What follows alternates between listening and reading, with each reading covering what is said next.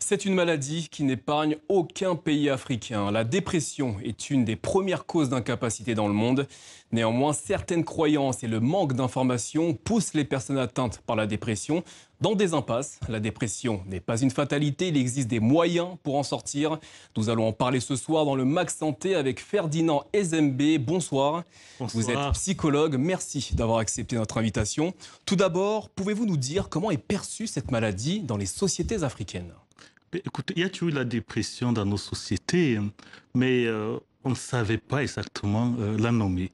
C'est-à-dire qu'on a des personnes qui avaient des somatisations, c'est-à-dire qu'ils avaient mal partout, mais ils ne pouvaient pas dire qu'ils étaient déprimés. Ils disaient, moi j'ai mal au corps, je dors mal.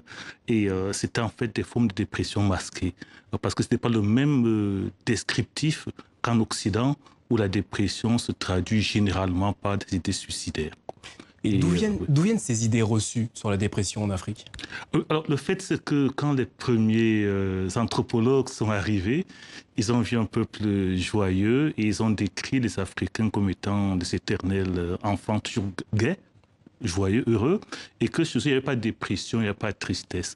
Tout simplement parce qu'ils n'avaient pas étudié le problème. Mais dans beaucoup de langues africaines, il y a des expressions qui traduisent la dépression. Il y a par exemple les Yoruba qui disent « mon cœur est faible ». Donc, à partir de là, on sait que ce sont des phénomènes de dépression aussi. On a aussi pas mal de personnes, de femmes, souvent après les naissances, des accouchements difficiles, qui font On a des périodes de difficiles. dépression. Oui, oui. Et c'est des femmes que vous avez rencontrées ? Alors, moi, j'ai eu pas mal de consultations, pas de femmes spécialement d'Afrique noire, mais ici, qui ont travaillé là-bas et qui m'ont dit qu'il y avait beaucoup de personnes dépressives après les accouchements. À vous entendre, on a l'impression que parler de sa souffrance est mal vu, mal perçu sur le continent. Oui, mais parce qu'il y a tout un ensemble de phénomènes sociaux qui disent qu'il ne faut pas montrer qu'on est triste, il ne faut pas pleurer, il faut s'en remettre au sort, à la fatalité. Alors qu'en réalité, non, c'est normal. Un homme doit pleurer, une femme doit pleurer. Et, il ne faut pas garder sur soi sa souffrance. Et d'ailleurs, les Africains l'exprimaient très bien avant. Et malheureusement, on a eu tous ces phénomènes qui sont arrivés d'acculturation où finalement on va jouer au héros et puis on ne montre plus sa souffrance. Et ce qui est triste, quoi. Selon vous, existe-t-il des signes qui permettent de reconnaître les personnes atteintes de dépression ? Alors, ce sont des signes très personnels, il n'y a pas de généralisation. Vous avez des personnes qui peuvent avoir des tableaux cliniques de tristesse et d'absence de motivation, d'absence d'appétit et de réclusion sur soi. Mais il y a aussi des personnes qui sont très excitées, hein, qui vont être dans une espèce d'excitation régulière qui en fait masque une dépression. Est-ce qu'on a trouvé au Sénégal de dépression masquée? Ou alors il y a des somatisations, des gens qui disent j'ai mal au corps, je ne dors pas bien, mes muscles me font mal. Ce sont des formes de dépression. Alors justement, le Sénégal, on va y aller. On a posé des questions au sujet de la dépression aux Sénégalais qui ont tenu à vous adresser certaines questions. On va les écouter et on se retrouve tout de suite. Bonjour docteur. Je voudrais savoir qu'est-ce qui cause la dépression mentale. Oui, bon, la dépression, il y a beaucoup de raisons. On n'a pas de raison. Ça peut être une déception amoureuse, ça peut être un échec personnel. On attendait beaucoup d'une situation et finalement, ça ne se réalise pas. Ça peut être aussi la perte d'un membre de la famille. Souvent, les décès sont des causes de dépression. Donc il y a plusieurs facteurs, ils ne sont pas tous les mêmes en fonction des personnes. C'est en fonction des personnes. Et du mode de vie et des événements qu'on rencontre tout au cours de sa vie. Tout à fait, oui. Quels sont, selon vous, les différents types de dépression ? Il y a plusieurs types. C'est un mot un peu fourre-tout, hein, on met un peu de tout dans la dépression. Mais vous avez des dépressions liées à la perte d'un objet aimé. Donc, ils vont amener en général des situations de tristesse. Vous avez des dépressions qui peuvent être liées à une déception amoureuse, qui sont moins dangereuses.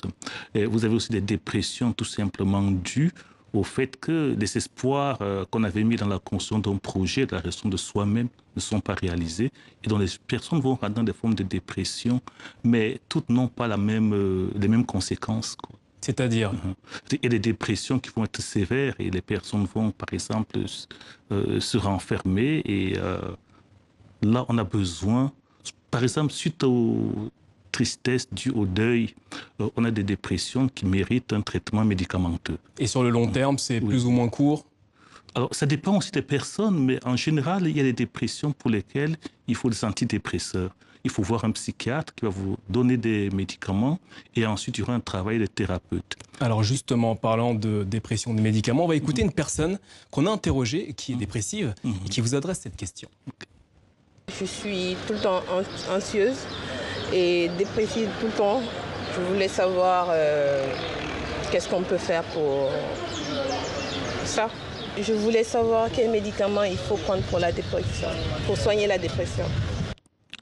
Bon, je crois qu'il faut consulter un psychiatre et après ils font des dosages pour voir quel type de médicament convient exactement à votre situation, parce que le même médicament, le même dosage ne convient pas à tout le monde. Et après, les psychiatres peuvent faire un bon diagnostic pour voir quelle est la durée du traitement et qu'est-ce qu'il faut faire. Mais en même temps, une dépression avec des médicaments doit être accompagnée d'une psychothérapie. Il faut avoir un lieu où on peut aller parler de sa difficulté. D'où l'importance de s'adresser à un psychologue. Tout à fait. Quelles pourraient être, selon vous, les solutions pour faciliter la prise en charge des patients en Afrique? Je crois d'abord qu'il faut vulgariser le métier de psychologue. Il faut que les gens sachent, quand ils ont une difficulté particulière, je peux aller voir un psychologue. L'avantage du psychologue, c'est qu'il est neutre.